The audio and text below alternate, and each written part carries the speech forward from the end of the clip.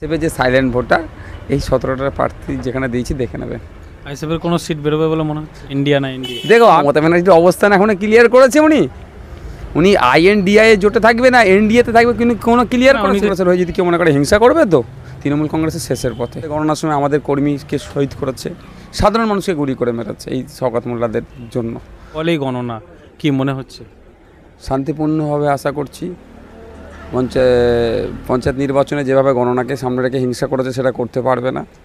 মানুষের মতামত যে প্রদান করেছে, যে সংখ্যাগরিষ্ঠতা পাবে, যে ম্যান্ডেট পাবে সে দেশ চালাবে। কিন্তু এই যে বিক্ষুব্ধ কিছু ঘটনা ঘটেছে লাস্ট ফেজে, ভাঙড় সহ বেশ কিছু জায়গায় হয়েছে অশান্তি, তাছাড়া ওভারঅল মানুষ কিন্তু মতামত দানের জায়গা পেয়েছে। এবার হচ্ছে শান্তিপূর্ণভাবে গণনা হবে আশা করছি। পঞ্চায়েতে হিংসা হবে না। পঞ্চায়েতে গণনার সময় আমাদের কর্মীকে শহীদ করেছে, সাধারণ মানুষকে গুলি করে মেরেছে এই শওকত মোল্লাদের জন্য। তো কথা হচ্ছে এই নির্বাচনটা হবে না, এটা সেন্ট্রাল ফোর্স থাকছে, মানুষের মতামত দেবে। আশা করছি আমরা যে 17 জায়গায় প্রার্থী দিয়েছি অভূতপূর্ব রেজাল্ট হবে। যে সাইলেন্ট ভোটার বারবার বলে এসেছিলাম যে আইএসএফের যে সাইলেন্ট ভোটার এই 17টা প্রার্থী যেখানে দিয়েছি দেখে নেবেন। আইএসএফের কোনো সিট বেরোবে বলে মনে হচ্ছে? হ্যাঁ, আমি ইচ্ছে আছে তো, আমাদের একাধিক সিট বেরোবে, লড়াইয়ের জায়গা আছে। আমরা আশা করছি মানুষের কাছে যেভাবে আমাদের মিটিং মিছিলে মানুষ স্বতঃস্ফূর্তভাবে এসেছে তার থেকে বেশি তো মানুষ সাইলেন্ট ভোটার আমাদের আছে। এই যে এক্সিট পোল আমরা দেখছি বিভিন্ন চ্যানেলে, এক্সিট পোলে তো আইএসএফ বলুন বাম কংগ্রেস বলুন একবারে শূন্য হয়ে আছে।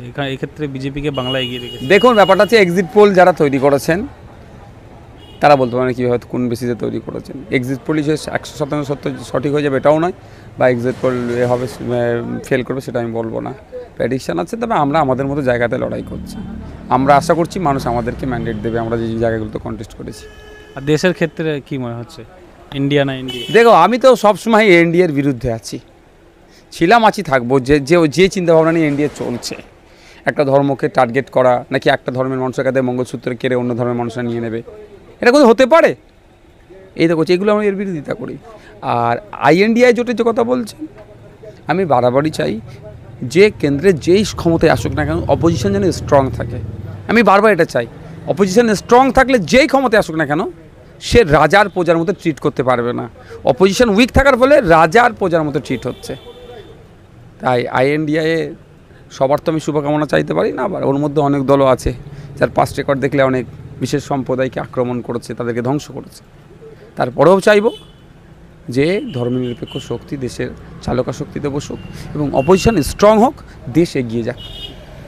একটা আগেই প্রশ্ন করি যে প্রধানমন্ত্রী আপনার পছন্দের তো থাকতেই পারে, আমারও যেমন পছন্দের আছে আপনারও পছন্দের থাকতেই পারে। রাহুল যদিও ইন্ডিয়া জোট যদি সরকার গঠন করে সেক্ষেত্রে প্রধানমন্ত্রী আপনি রাহুল গান্ধীকে পছন্দ করবেন না মমতা ব্যানার্জি? বাঙালি কেউ বলছে বাঙালি থেকে একটা প্রধানমন্ত্রী হতে চলেছে। তো মমতা ব্যানার্জি আমি উত্তর দিতাম, আপনি এমন একটা টুইস্টকে নিয়ে চলে আসলে আমি দেবো না। তবে মমতা ব্যানার্জির অবস্থান এখনো ক্লিয়ার করেছে উনি আইএনডিআই জোটে থাকবে না এনডিএতে থাকবে কিন্তু কোনো ক্লিয়ার করেছে? চুচুড়াই বলেছেন। কোথায় চুচুড়াই বলেছে? আমি গতকালকের ওনার স্টেটমেন্ট দেখুন তো, গতকালকের স্টেটমেন্ট দেখুন উনি কোন জায়গায় আছে। রাহুল গান্ধী দেখুন, রাহুল গান্ধী, মল্লিকার্জুন খাড়গে এইসব ব্যাপার নয়, কে ফেস হবে সেটা আমার কাছে বড় কথা নয়।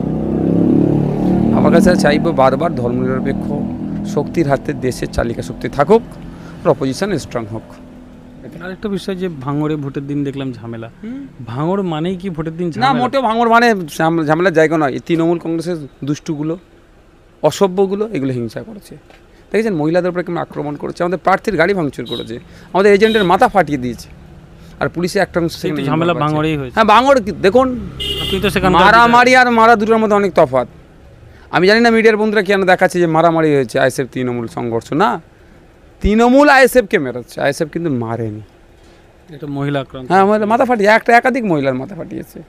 আর পুলিশ কী করেছে আপনি অবাক হয়ে যাবেন। আমাদের বুথের অঞ্চলের নেতৃত্ব বুথের এজেন্টদেরকে তুলে নিয়ে এসে ডিটেন করে রেখেছিল। মানে ভাবতে পারছেন এটা কী চলছে, শুধু তৃণমূলকে সুবিধা পাইয়ে দেওয়ার জন্য।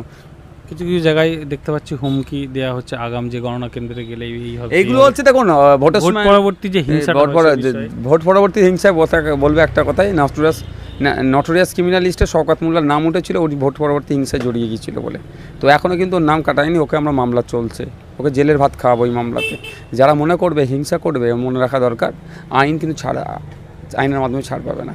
কারণ তৃণমূল কংগ্রেসের হয়ে যদি কেউ মনে করে হিংসা করবে তো তৃণমূল কংগ্রেসের শেষের পথে। আচ্ছা, কালকে যেই রাজনৈতিক দলই জিতুক তাদের উদ্দেশ্যে আপনার কি বার্তা থাকবে? যেই প্রমিসটা করে মানুষের ভোট নিচ্ছেন সেটা ফুলফিল করবেন। দেশ কীভাবে এগিয়ে যাবে, দেশের নাগরিকের হাতে দিনের শেষে কীভাবে টাকা থাকবে, নাগরিক কীভাবে উপকৃত হবে, সেই নিয়ে এগিয়ে যাবে। ধন্যবাদ।